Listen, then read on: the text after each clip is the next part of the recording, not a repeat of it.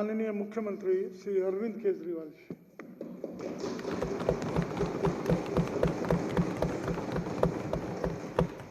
अध्यक्ष महोदय,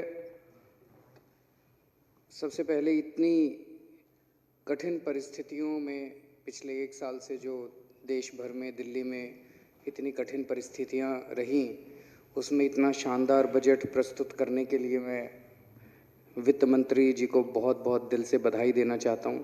पूरे दिल्ली के लोगों की तरफ से बधाई देना चाहता हूं कि उन इतना शानदार बजट, इतना बैलेंस करके बजट प्रस्तुत किया गया। जैसा हम जानते हैं, पिछले 1 साल में स्थितियां बहुत ख़राब रही, जनता काफ़ी तकलीफ़ में थी, लोगों के धंधे बंद हो गए थे, फैक्ट्रियां बंद हो गई थी, दुकानें बंद हो गई थी, जिसकी वजह से एक तरफ सरकारी रेवेन्यू टैक्स आना बंद हो गया और दूसरी तरफ सरकारी खर्चे बहुत ज़्यादा बढ़ गए, क्योंकि जिम्मेदार सरकार होने के नाते हमें लोगों के लिए जगह जगह तरह तरह की सुविधाओं का इंतज़ाम करना पड़ा। उनके खाने पीने के लिए, राशन के लिए, रोज़मर्रा की ज़रूरतों के लिए किट प्रोवाइड किया गया, उनके स्वास्थ्य सेवाओं के लिए, कोरोना से इलाज के लिए बहुत सारी चीज़ों का इंतज़ाम किया गया। तो खर्चे सरकार के बहुत ज़्यादा बढ़ गए, लेकिन इनकम लगभग ख़त्म हो गई और उसके बावजूद सरकार ने इतना अच्छा बजट पेश किया। इसके लिए मैं वित्त मंत्री जी को बधाई देता हूँ। इतने कठिन परिस्थितियों में पिछले साल जब सरकारी रेवेन्यू लगभग ख़त्म हो गया था, कई लोग कहते थे, कई पत्रकार भी कहते थे, कई लोग कहते थे कि अब तो शायद बिजली की सब्सिडी ख़त्म करनी पड़ेगी इन लोगों को, अब तो शायद पानी की सब्सिडी ख़त्म करनी पड़ेगी इन लोगों को। लेकिन पूरा पिछले साल भी बिजली भी फ्री रही, पानी भी फ्री रहा, बच्चों का स्कूल भी फ्री रहा, सारे सरकारी अस्पतालों में इलाज भी फ्री रहा और महिलाओं का बस में सफ़र भी फ्री रहा। और आने वाले साल में जब बजट प्रस्तुत किया गया है, उस बजट में भी बिजली भी फ्री है, पानी भी फ्री है, स्कूल भी फ्री है, अस्पताल भी फ्री है और बसों में महिलाओं का सफ़र भी फ्री है। इतनी कठिन परिस्थितियों में ये सारे जनता को सहूलियतें जारी रहीं, इसका मैं उन्हें बधाई देता हूँ। पिछले 1-1.5 महीने में देश का बजट प्रस्तुत किया गया, मैंने वो बड़े गौर से देखा। पिछले 1-1.5 महीने में लगभग देश के हर राज्य में बजट प्रस्तुत किया गया। लगभग सभी सरकारों ने, राज्य सरकारों ने और केंद्र सरकार ने जो बजट प्रस्तुत किए, सबने घाटे के बजट प्रस्तुत किए।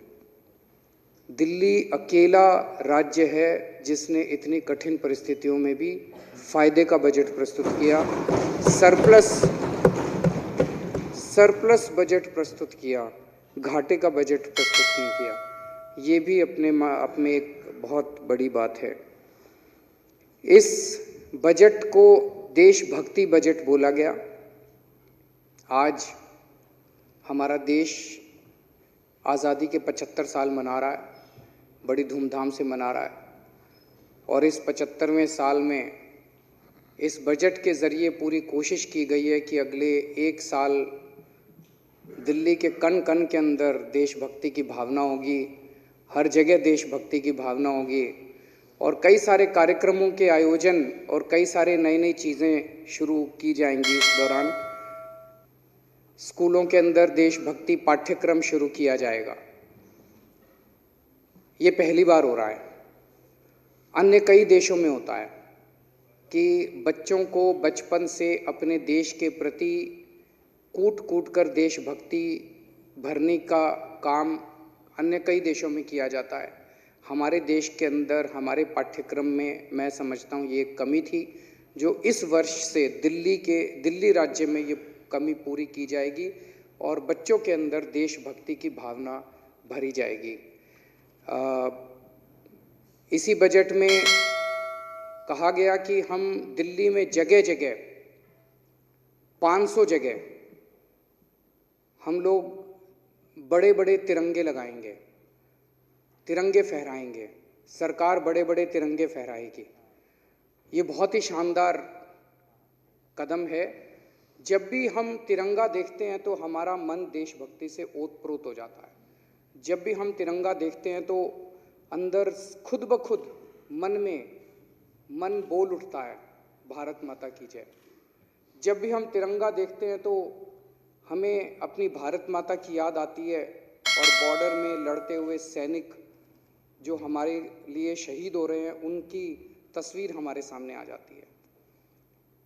ये बहुत ही अच्छा कदम है कि पूरे दिल्ली के अंदर जगह जगह जब तिरंगे लगाए जाएंगे और रोज़ सुबह जब कोई अपने घर से निकलेगा, दफ्तर जाएगा, रास्ते में उसे जगह जगह तिरंगे दिखाई देंगे और उसका मन देशभक्ति से भर जाएगा, उसका मन फ्रेश हो जाएगा। मुझे ये समझ नहीं आ रहा कि जब से ये ऐलान किया गया है तब से भारतीय जनता पार्टी और कांग्रेस के लोग इसका विरोध क्यों कर रहे हैं। इसमें विरोध करने वाली क्या बात है? अच्छा कदम है, साथ देना चाहिए, तारीफ करनी चाहिए। अध्यक्ष महोदय, देशभक्ति की बात के ऊपर राजनीति नहीं होनी चाहिए। देश हमारा सबका है, भारत हमारा सबका है, चाहे कोई बीजेपी से हो, चाहे कांग्रेस से हो, चाहे आम आदमी पार्टी से हो, चाहे इस पार्टी से हो, चाहे उस पार्टी से हो। देश तो हमारा सबका है। केंद्र सरकार ने जब जब अच्छे काम किए, हमने दलगत राजनीति से ऊपर उठ के साथ दिया। मुझे याद है 2014 में प्रधानमंत्री जी ने स्वच्छ भारत का ऐलान किया था। मैं खुद झाड़ू लेके एक झुग्गी बस्ती के अंदर सफाई करने गया था, स्वच्छ भारत में पार्टिसिपेट करने के लिए। मुझे याद है जब उन्होंने योगा का कार्यक्रम अनाउंस किया था, मैं खुद अपनी चटाई लेके इंडिया गेट गया था योगा करने के लिए, ये सारे गए थे।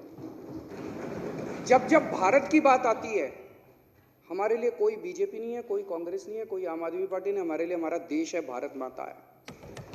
तो मेरे को समझ नहीं आया कि जब हमने कहा हम पूरे दिल्ली के अंदर तिरंगे फहराएंगे, तो भारतीय जनता पार्टी वालों ने इसका विरोध क्यों किया, कांग्रेस वालों ने इसका विरोध क्यों किया। कहते तिरंगे नहीं होने चाहिए। क्यों नहीं होने चाहिए तिरंगे? होने चाहिए, नहीं होने चाहिए? होने चाहिए तिरंगे। मैं उनसे भारतीय जनता पार्टी से पूछना चाहता हूं कि ये तिरंगा भारत में नहीं फहराएगा तो पाकिस्तान में फहराएगा क्या? हमारे देश का तिरंगा दिल्ली में नहीं फहराएगा तो इस्लामाबाद में फहराएगा क्या? मुझे बड़ा दुख हुआ। अभी जब परसों मैं सदन में भाषण दे रहा था, मैंने कहा कि सुप्रीम कोर्ट के आदेश के ऊपर भव्य राम मंदिर बनने का काम तो शुरू हो गया। जब ये मंदिर बन जाएगा तो हम अपने दिल्ली के सभी बुजुर्गों को फ्री में रामलला के दर्शन करा के लाएंगे, हम राम मंदिर के दर्शन करा के लाएंगे अयोध्या के। जब से मैंने ये ऐलान किया, ये बीजेपी और कांग्रेस वाले विरोध कर रहे हैं इसका। क्यों विरोध कर रहे हैं इसका? मेरे को तो समझ नहीं आता। मैं पूछना चाहता हूं कि क्या अपने बुजुर्गों को राम मंदिर के दर्शन कराना पाप है? क्या अपने बुजुर्गों को अयोध्या ले जाके रामलला के दर्शन कराना, क्या ये गलत बात है? ये तो अच्छी बात है, पुण्य की बात है। क्यों विरोध कर रहे हैं वो इसका? मुझे बिल्कुल समझ नहीं आता कि वो इस बात का क्यों, हर चीज में राजनीति, हर चीज में राजनीति। कभी देश के बारे में सोच लिया करो। मुझे बेहद खुशी है कि इस बजट के अंदर हमने अपने लोगों के सुबह सुबह योगा करने की भी व्यवस्था की है।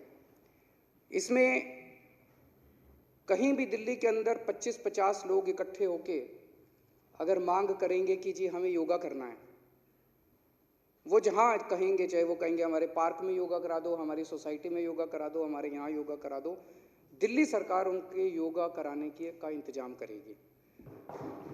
ये पहली बार अपने आप में एक कार्यक्रम है कि सरकार जो है जनता की स्वास्थ्य के लिए इस किस्म का कार्यक्रम करने जा रही है। इस बजट में हम लोगों ने सपना देखा है। हमने सपना देखा है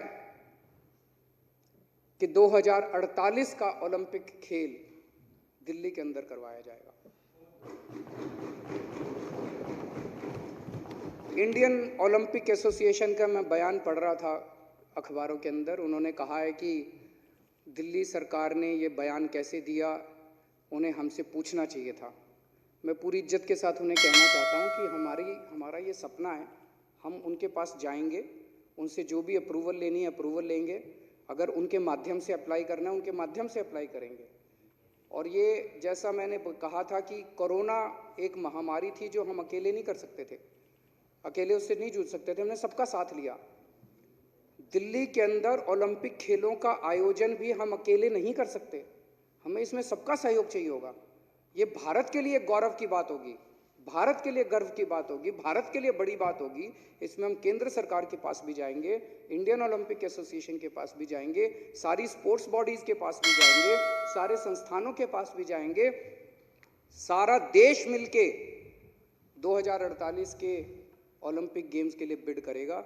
अकेली दिल्ली सरकार नहीं करने वाली, दिल्ली सरकार इसमें इनिशिएटिव लेगी, लेकिन सारा देश मिलके करेगा और हमारे सारे देश के लिए गर्व की बात है। हमने कहा कि सिंगापुर की जो इनकम है, सिंगापुर की इनकम दुनिया भर की इनकम में लगभग सबसे ज़्यादा मानी जाने वाली है, इसलिए सिंगापुर कहा गया। आज भारत एक गरीब देश माना जाता है। जो भी उप मुख्यमंत्री महोदय ने कहा कि आखिर मेरा देश कब विकसित देशों में गिना जाएगा। बचपन से सुनते आ रहे हैं हमारा देश विकासशील है, हमारा देश डेवलपिंग कंट्री है, हमारा देश विकासशील है। कब बनेगा डेवलप्ड कंट्री? कभी ना कभी तो किसी ना किसी को तो इसके बारे में कहना पड़ेगा ना कि भाई अब बनेगा, अब इसके लिए काम करेंगे और इतने समय में बनेगा, इतने समय तक करेंगे। तो आज हमने कहा 25 साल के अंदर 2047 तक हम दिल्ली की पर कैपिटा इनकम जो है सिंगापुर की पर कैपिटा इनकम के बराबर होगी। हाँ, मैं मानता हूं हमारा सपना है। जब से ये दोनों ऐलान किए हैं, हमने कहा कि ओलंपिक में कि हम बिडिंग करेंगे, हमने कहा सिंगापुर के बराबर इनकम लाएंगे। ये कई विपक्षी पार्टियां हमारा मजाक उड़ा रही हैं, हंस रही हैं हमारे ऊपर, लेकिन मैं कहना चाहता हूं कि आज हंस लो, लेकिन आज जो ये सपना देखा है, जब हमने चुनाव लड़े थे पिछली बार 2013 में, पहली बार चुनाव लड़े थे, हमने कहा था हम बिजली फ्री करेंगे। तब तो हमने कहा था बिजली के बिल आधे करेंगे, हंसा करते थे हमारे ऊपर, हो ही नहीं सकते, केजरीवाल झूठ बोल रहा है। 49 दिन के अंदर करके दिखा दिया हमने कहा था सरकारी स्कूल अच्छे करेंगे, ये कहते थे हो ही नहीं सकते सरकारी स्कूल अच्छे, 5 साल में करके दिखा दिए। हमने कहा था सरकारी अस्पताल अच्छे करेंगे, कहते थे हो ही नहीं सकते, हमने करके दिखा दिए। आज हम कह रहे हैं कि 2048 का दिल्ली के अंदर ओलंपिक खेल होगा, ये मजाक उड़ा रहे हैं, करके दिखाएंगे। ये देश करके दिखाएगा, इस देश पे भरोसा रखो, देश के लोगों पे भरोसा रखो। आज हम कह रहे हैं कि 2047 तक 100 साल हो जाएंगे आज़ादी के, 25 साल बचे हैं, 25 साल के अंदर ये देश, हमारा देश विकसित होगा। हाँ, हमने सपना देखा है और इस देश के लोग इस सपने को पूरा करके दिखाएंगे। तो अध्यक्ष महोदय, ये जो बजट है मैं इसका पूरा समर्थन करता हूँ और फिर से वित्त मंत्री महोदय को बधाई देता हूँ।